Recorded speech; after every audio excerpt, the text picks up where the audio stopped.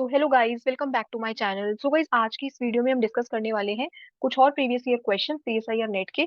सो देखते हैं एक बारी।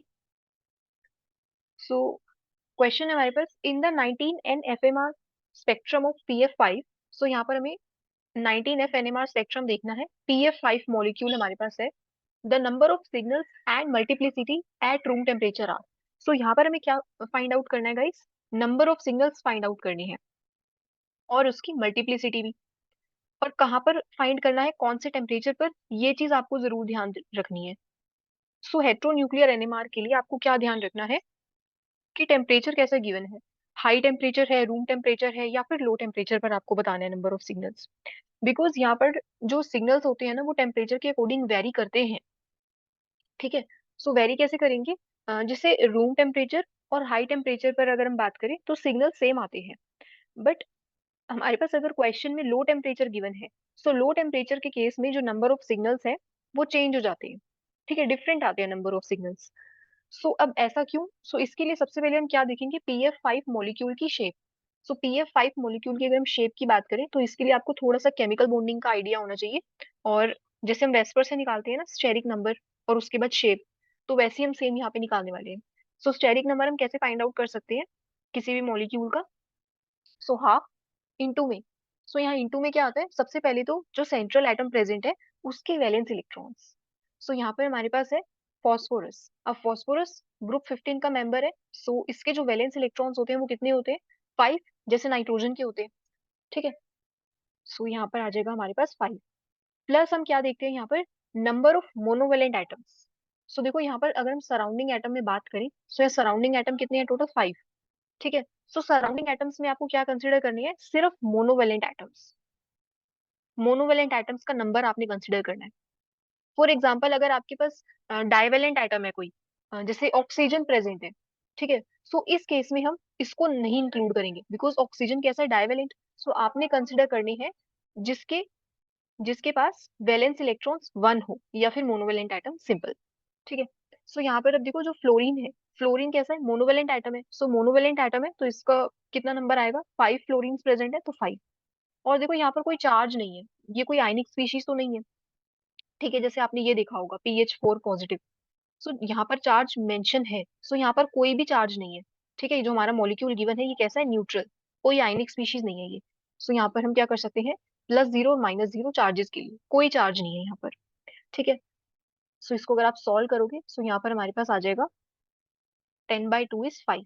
सो इसका स्टेरिक नंबर कैसे आ गया? SN5 आ गया। अब इसकी शेप कैसे हो सकती है? तो जो इसकी शेप हो सकती है, सो इसकी शेप 5 स्टेरिक नंबर के लिए ट्राइगोनल ट्राइगोनल बाइपिरामिडल होती है, या फिर इन शॉर्ट आप कह सकते हो TBP शेप होती है। TBP। ठीक है। सो PF5 की अगर हम बात करें, सो यहाँ पर देखते हैं एक बारी। TBP शेप है इसकी। सो इस टाइप से 2 फ्लोरीन्स एक्सियल पर आएंगे और 3 फ्लोरीन्स आ जाएंगे इक्वेटोरियल पोजीशन पे, इस टाइप से। ठीक है, ये इक्वेटोरियल वाले हो गए हमारे पास, और ये जो दोनों हैं ये हो गए दोनों एक्सियल वाले फ्लोरीन्स।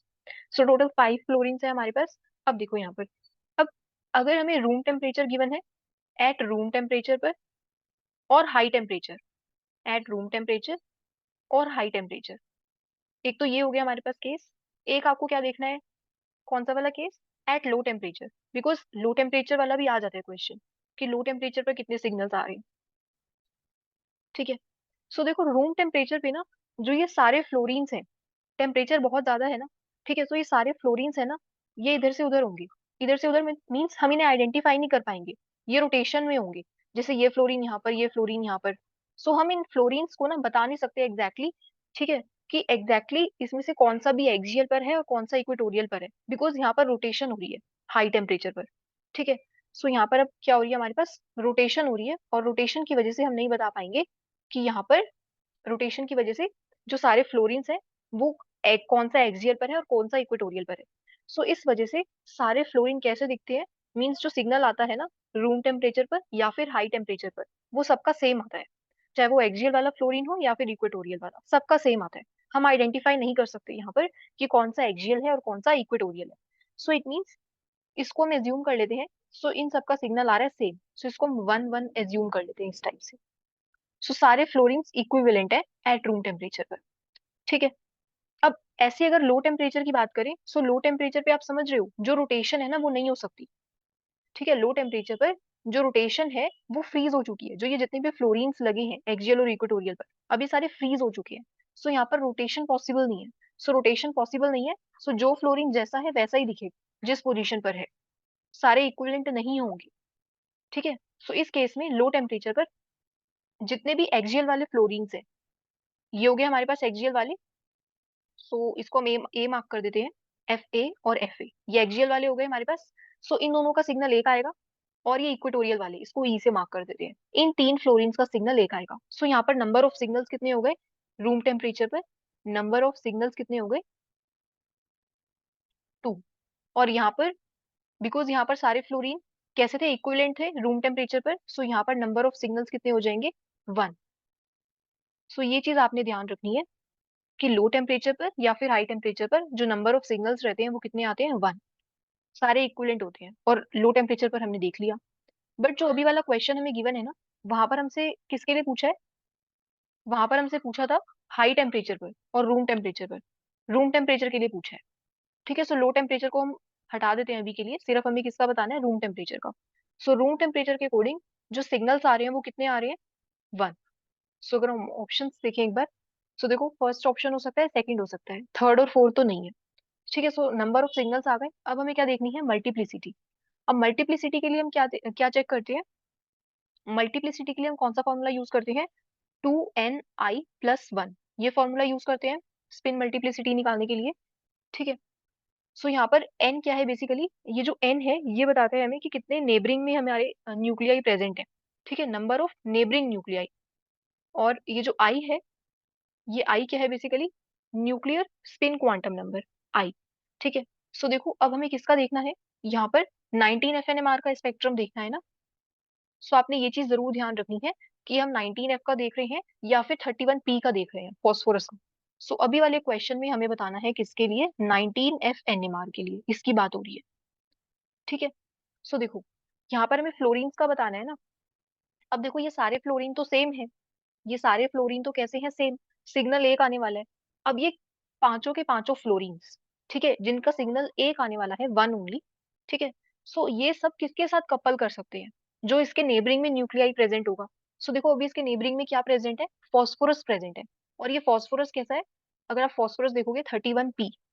ठीक है। सो ये कैसा होता है? ये एनएमआर एक्टिव होता है बिकॉज इसका मास नंबर कैसा है? 31। ठीक है, 31 है तो इसका जो आई की वैल्यू होती है वो कितनी होती है? इसकी अगर आप आई की वैल्यू की बात करो, इसकी आई की वैल्यू होती है 1/2। जैसे हाइड्रोजन की होती है ना 1H की, सो 1H की वैल्यू भी कितनी होती है? हाफ आई की। और 1H की हो गया, और आपके पास 15N हो गया। ठीक है। सो नाइट्रोजन में अगर मास नंबर 15 गिवन है तो इस केस में भी आई की वैल्यू कितनी आती है? हाफ। सो तीनों ही केसेस के लिए आई की वैल्यू हाफ। ठीक है। सो गाइस जितने भी कॉमन न्यूक्लियाई है ना, आपको उनके लिए थोड़ा सा आई की वैल्यू को देखना पड़ेगा एग्जाम के लिए। ठीक है, आप लर्न कर सकते हो थोड़ा बहुत। सो अभी हमारे पास है 31P। ठीक है। सो ये हमारे पास एनएमआर एक्टिव था और इसकी आई की वैल्यू कितनी है? हाफ। अब कोई एनएमआर एक्टिव है या नहीं, ये आप कैसे बता सकते हो? तो सिंपल आपने क्या करना है, जो मास नंबर है यहाँ पर फॉस्फोरस का जो मास नंबर होता है दैट इज 31। ठीक है। सो अगर ये 4 से डिवाइड होता है, ठीक है, 31/4, सो नहीं हो रहा ना ये डिवाइड 4 से, 4 से डिवाइड होगा सो एनएमआर इनएक्टिव होगा, और 4 से डिवाइड नहीं होता तो एनएमआर एक्टिव। सो अभी के लिए देखो ये 31/4 है, नहीं हो रहा ना डिवाइड, सो ये जो फॉस्फोरस है ये कैसा है? एनएमआर एक्टिव है। और डिवाइड हो जाता है तो एनएमआर इनएक्टिव हो जाएगा। जैसे फॉर एग्जाम्पल अगर आपके पास 30 है, कोई एटम है, उसका मास नंबर 30 है, आप इसको 4 से डिवाइड कर दो, कितना आ जाएगा यहाँ पर? ठीक है। सो यहाँ पर अब देखो 30/4 अगर आप करोगे 47, सो आई गेस ये अभी भी नहीं होगा। ठीक है। सो ये भी कैसा? एनएमआर एक्टिव है। अगर आपके पास कोई ऐसा है जिसका मास नंबर 28 है, अब इसको 4 से डिवाइड करो, सो यहाँ पर क्या आएगा? 7 कट के। सो ये अगर आपके पास कोई एटम है और उसका मास नंबर 28 है, ठीक है, मास नंबर देखना है हमें, एटॉमिक नंबर नहीं। ठीक है। सो मास नंबर कितना है? 28 है। सो अगर 28 है, सो ये 4 से डिविजिबल है, कंप्लीटली कंप्लीटली डिविजिबल होना चाहिए। ठीक है, कंप्लीटली डिविजिबल होना चाहिए तभी एनएमआर इनएक्टिव होगा। सो यहाँ पर हमारे पास 31 था, ये नहीं होता डिवाइड 4 से।